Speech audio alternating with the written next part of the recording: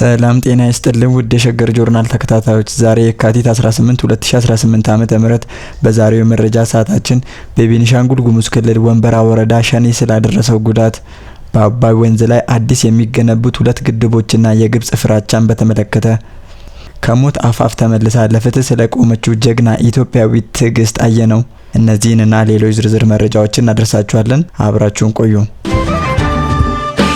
በቤኒሻንጉል ጉሙዝ ክልል መተከል ዞን ወንበራ ወረዳ በመንግስት የጸጥታ ኃይሎችና የኦሮሞ ነጻነት ሰራዊት ተብሎ የሚጠራው ታጣቂ ቡድን መካከል በተቀሰቀሰ ግጭት የሁለት ሰላማዊ ሰዎች ህይወት ማለፉ ተረጋግጧል። ጥቃቱን ተከትሎም በወረዳዋ ስር የሚገኙ ኪታርና ጉቾር በተባሉ ቀበሌዎች የሚኖሩ በርካታ አርሶ አደሮች ንብረታቸውን ጥለው ወደ ተለያዩ አካባቢዎች ለመሰደድ ተገደዋል። ባለፈው ሳምንት ማክሰኞ የጀመረው ይህ ጥቃት በአካባቢው ለወራት አንጻራዊ ሰላም ሰፍኖ ከቆየ በኋላ በድንገት ያገረሸ መሆኑን ነዋሪዎች ይገልጻሉ። የታጣቂ ቡድኑ አባላት በከፈቱት ተኩስና በፈጸሙት ዝርፊያ የቤት እንስሳትን ጨምሮ በርካታ ንብረቶች የተዘረፉ ሲሆን በጉቾር ቀበሌ የሚገኙ አንድ የጤና ክሊኒክ ሙሉ በሙሉ መውደሙን የዓይን እማኞች ለሸገር ጆርናል ተናግረዋል። ስማቸው እንዳይጠቀስ የፈለጉ የኪታር ቀበሌ ነዋሪ ታጣቂዎቹ በከፍተኛ ቁጥር ወደ ቀበሌው በመግባት ተኩስ ከፍተዋል። ህዝቡም ህይወቱን ለማዳን ምንም አይነት ንብረት ሳይዝ ልጆቹን ብቻ ይዞ ወደ አጎራባች ቀበሌዎች ሸሽቷል በማለት የሁኔታውን አስከፊነት አስረድተዋል። ተፈናቃዮቹ በአሁኑ ወቅት ህዳሴ በሚባል ትምህርት ቤትና አምቢፈታ በተባሉ አካባቢዎች ተጠልለው የሚገኙ ሲሆን ህጻናትና አቅመ ደካሞች ለከፍተኛ ችግር መጋለጣቸውም ተመላክቷል። የወንበራ ወረዳ ዋና አስተዳዳሪ አቶ ሂካ አንበሳ በወረዳው ገጠራማ አካባቢዎች የታጣቂዎች እንቅስቃሴ መኖሩንና በዚህ ምክንያት የዜጎች መፈናቀል መከሰቱን አረጋግጧል። እንደ አስተዳዳሪው ገለጻ ታጣቂ ቡድኑ በ5 ቀበሌዎች ውስጥ በመንቀሳቀስ እገታዎችን በመፈጸም ገንዘብ መጠየቅን ጨምሮ በዜጎች ላይ የተለያዩ የሰብአዊ መብት ጥሰቶችን እያደረሰ ይገኛል ብለዋል። አቶ ሂካ አክለውም ችግሩ በአጭር ጊዜ ውስጥ በመፍታት የተፈናቀሉ ነዋሪዎችን ወደ ቀድሞ ቀበሌያቸው ለመመለስ ጥረት እየተደረገ ነውም ብለዋል። በአሁኑ ወቅት የመንግስት የጸጥታ ኃይሎች ታጣቂዎች በሚንቀሳቀሱባቸው አካባቢዎች መሰማራታቸውንና ወረዳው ለተፈናቃዮች አስቸኳይ የሰብአዊ ድጋፍ ለማቅረብ እየሰራ መሆኑን ገልጸዋል። ሆኖም ግን በአካባቢው ያለው የጸጥታ ስጋት አሁንም ሙሉ በሙሉ ባለመቃለሉ ነዋሪዎች ወደ ቤታቸው ለመመለስ ስጋት እንዳለባቸው ይናገራሉ። ጥቃቱ የተፈጸመበት ወቅት በአካባቢው የአርሶ አደሩ ሰብል የሚሰበሰብበት የመኸር ወቅት በመሆኑ ጉዳዩን ይበልጥ አሳሳቢ ያደርገዋል። ነዋሪዎች እንደሚሉት አርሶ አደሩ በለፋበት ምርቱ ላይ ጥቃቱ መፈጸሙ የረጅም ጊዜ የምግብ ዋስትና ችግር ሊያስከትል እንደሚችል ስጋታቸውን ገልጸዋል። ሰብል መሬት ላይ ወድቆ ያለ እኛ ተሰደናል። ይህ ካልተስተካከለ በቀጣይ ዓመት ከፍተኛ ረሃብ ሊከሰትብን ይችላል ሲሉ አርሶ አደሮቹ በምሬት ተናግረዋል።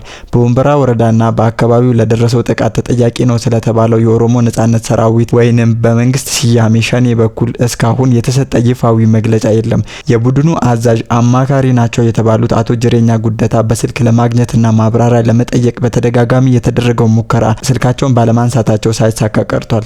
በመተከል ዞን ስር በሚገኙ ድባጤ፣ ቡለንና ወንበራ ወረዳዎች ካለፈው ጥቅምት ወር ጀምሮ ታጣቂዎቹ እንቅስቃሴና አልፎ አልፎም ከጸጥታ ኃይሎች ጋራ የሚደረግ የተኩስ ልውውጥ እየተስተዋለ ይገኛል። የአካባቢው ማህበረሰብ መንግስት ዘላቂ ሰላም እንዲያሰፍንና የተፈናቀሉ ዜጎች በዋስትና ወደ ቀያቸው የሚመለሱበት ሁኔታ እንዲመቻች በጽኑ እየጠየቁ ይገኛሉ። ኢትዮጵያ በአባይ ወንዝ ላይ ሁለት ተጨማሪ ግዙፍ የኃይል ማመንጫ ግድቦችን ለመገንባት ማቀዷን ተከትሎ በምስራቅ አፍሪካና በመካከለኛው ምስራቅ ሀገራት መካከል ያለው ዲፕሎማሲያዊ ግንኙነት ወደ አዲስ ምዕራፍ እየተሸጋገረ ይገኛል። ይህ ስልታዊ እንቅስቃሴ የአባይን ውሃ ጉዳይ ከቀይ ባህር የደህንነትና የኢኮኖሚ ትስስር ጋር በቀጥታ የሚያስተሳስር ሆኗል። ታላቁ የኢትዮጵያ ህዳሴ ግድብ አሁን ላይ የማይቀለበስ እውነታ መሆኑን ዓለም አቀፉ ማህበረሰብ እየተቀበለው ይመስላል። አዲስ አበባ ይህንን ድል ተገን በማድረግ በአባይ ወንዝ ላይ ተጨማሪ ሁለት ግዙፍ ግድቦችን ለመገንባት በከፍተኛ ፍጥነት ዝግጅቷን እያጠናቀቀች መሆኗ ታውቋል። እነዚህ ግድቦች ለሀገር ውስጥ የኃይል ፍጆታ ብቻ ሳይሆን ለምስራቅ አፍሪካ የኃይል ማዕከል የመሆን ግብን ለማሳካት ታላቅ ፋይዳ አላቸው። ለእነዚህ ግድቦች ግንባታ የሚውል አስተማማኝ የፋይናንስ ምንጭ መገኘቱ የተጠቆመ ሲሆን የቱርክ መንግስት በቴክኖሎጂ እና በኤሌክትሮሜካኒካል መሳሪያዎች አቅርቦት ረገድ ቁልፍ አጋር ሆኖ ብቅ ብሏል። ፕሬዝዳንት ረሲፕ ጣይብ ኤርዶጋን በአዲስ አበባ በነበራቸው ጉብኝት ቱርክ ተርባይኖችን እና ሌሎች የላቁ መሳሪያዎችን ለማቅረብ ያላትን ዝግጁነት ማረጋገጣቸው የግብጽን ስጋት ወደ ከፍተኛ ደረጃ አድርሶታል። የመካከለኛው ምስራቅ የዜና ምንጭ የሆነው ዘናሽናል የግብጽን ዲፕሎማቲክ ምንጮች ዋቢ አድርጎ እንደዘገበው ካይሮ ከዚህ ቀደም የነበራት የጥንካሬ አቋም በማለሳለስ ወደ ታላቅ ድርድር እያመራች ትገኛለች።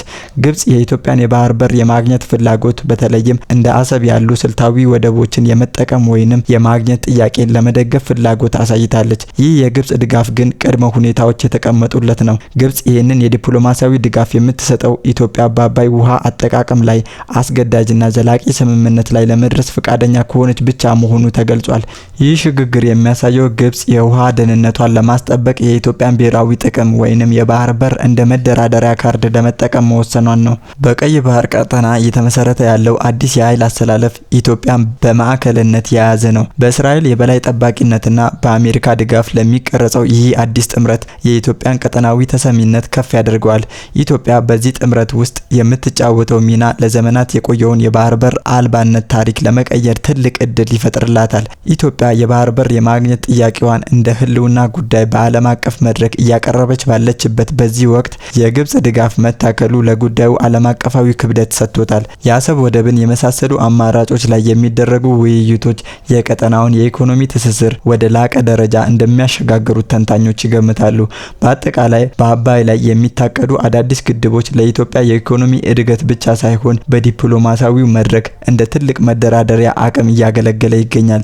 ግብጽ በውሃ ጉዳይ ላይ የምትፈልገው ዋስትናን ለማግኘት የኢትዮጵያን የባህር በር ፍላጎት ለመደገፍ መገደዷ በምስራቅ አፍሪካ አዲስ የትብብር መንፈስ ሊፈጠር ይችላል። ሆኖም ይህ ስልታዊ ሽግግር በተግባር ላይ እንዲውል የሁለቱ ወገኖችን ጥቅም ያከበረ የጋራ ስምምነት መፈረም ይኖርበታል። ኢትዮጵያ እንደ አንድ ታላቅ የኃይል አምራችና የቀጠናው የሰላም ዘብ የባህር በር ጥያቄዋን ከውሃ ደህንነት ጋራ በማቀዳጀት የምታደርገው ጉዞ ለቀጣዩ ትውልድ አዲስ ምዕራፍ የሚከፍት ይሆናል። በሰው ልጅ የህይወት ታሪክ ውስጥ እጅግ አስከፊ የሚባሉ ግፎች ተቋቁሞ ለፍትህ የሚበቁ ግለሰቦች ጥቂት ናቸው። ከነዚህ መካከል በቅርቡ ታሪኳ የብዙዎችን ቀልብ የሳበ ትዕግስት አየነው አንዷ ሆናለች። በትዳር አጋር ላይ የሚፈጸሙ ጥቃቶች በህብረተሰባችን ውስጥ አሁንም አሳሳቢ ችግር መሆናቸውን የምታሳየው ትዕግስት የደረሰባትን አሰቃቂ ጥቃት ተቋቁማ ዛሬ ለሌሎች ድምጽ ለመሆን በቅታለች።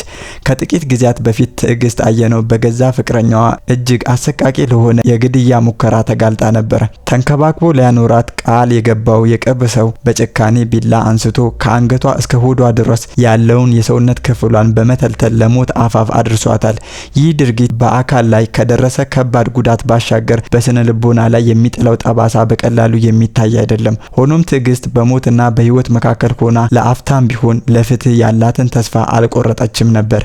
ከከባድ ቀዶ ጥገናና የህክምና ክትትል በኋላ ትዕግስት ያጋጠማት ፈተና የአካል ስቃይ ብቻ አልነበረም። ሜዳ ላይ ወድቃ መጠለያ አታ በጎዳና ላይ ህይወት እየተንከራተተች ቢሆንም ጉዳዩ ወደ ህግ ለማድረስ የነበራት ቁርጠኝነት የሚደነቅ ነበረ። ብዙዎች እንዲህ አይነት በደል ሲደርስባቸው ተስፋ ቆርጦ በሚሸሹበት ሁኔታ እርሷ ግን በደሏ ተደባብሶ እንዳይቀር ወንጀለኛው በህግ ፊት እንዲቀርብ ያደረገችው ተጋድሎ የጀግንነት ጥግ ተደርጎ ሊወሰድ ይችላል። ትዕግስት በጽናት ያደረገችው ክትትል ወንጀለኛው በቁጥጥር ስር ሆኖ በህግ ፊት እንዲቀርብ አድርጋለች። ይሁን እንጂ የፍትህ ሂደቱ ገና ባለመጠናቀቁ ወንጀለኛው በዋስ ወይንም በሌላ ምክንያት ሊፈታ ይችላል የሚለው ስጋት በእርሷና በቤተሰቦቿ ላይ ከፍተኛ የስነ ልቦና ጫና ፈጥሯል።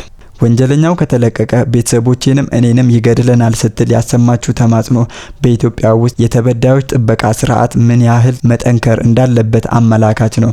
መንግስትና የህግ አስከባሪ አካላት የዚችን ሴት ህይወት የመጠበቅና ፍትህ እንዳይጓደል የማድረግ ከፍተኛ ኃላፊነት አለባቸው። ፍትህ ማለት ወንጀለኛ መቅጣት ብቻ ሳይሆን ተበዳዩ በሰላም የመኖር ዋስትና እንዲኖረው ማድረግም ጭምር ነው። የትዕግስት አየነው ታሪክ የሴቶች መብት ተሟጋቾች፣ የሰብአዊ መብት ተሟጋቾች ድርጅቶችና አጠቃላይ ማህበረሰቡ ሊረባረቡበት የሚገባ ጉዳይ ነው። ይህ ጉዳይ የግለሰብ ጥቃት ብቻ ሳይሆን በሴቶች ላይ የሚፈጸሙ መሰል ጥቃቶችን ለመከላከል እንደ ትልቅ መማሪያ ሊወሰድ ይገባል። ትዕግስት አየነው ዛሬ የቆሰለ አካሏንና የታመመ መንፈሷን ይዛ ለፍትህ ትጮኻለች። ህብረተሰቡና የሚመለከታቸው የመንግስት አካላት እንዲሁም የፍትህ ተቋማት ለዚች ጀግና ሴት ጥበቃ ሊያደርጉላትና ፍትህን ሙሉ በሙሉ እንዲረጋገጥ ሊሰሩ ይገባል። ውድ አድማጭ ተመልካቾቻችን ለዛሬ ያሰናዳንላችሁ መረጃዎቻችን እኚህን ይመስሉ ነበር። አብራችሁን ስለቆያችሁ እናመሰግናለን።